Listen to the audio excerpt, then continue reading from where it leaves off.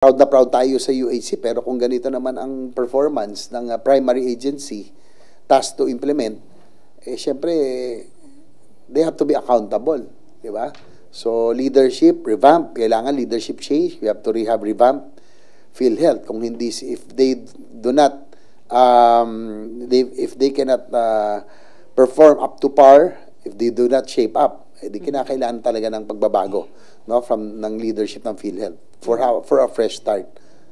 So manggagaling yung initiative from the executive dapat yun, sir, yung revamp ng PhilHealth? Of course, it's the president, it's the executive who appoints, no, the heads of the different agencies, no. So yun, kung hindi pa talaga mag-perform hopefully by end of the year, kung hindi pa mag-shape up, ay dapat siguro magkaroon talaga ng leadership change sa PhilHealth. Yun, hindi ko alam kung anong gusto ng PhilHealth leadership now. Bakit kinakailangan? Nagpapagood shot ba sila? Nagpapasikat na meron tayong profit, meron tayong excess funds, pinagmamaya. Hindi dapat natin pinagmamalaki yun. We are not. Again, hindi kayo private corporation.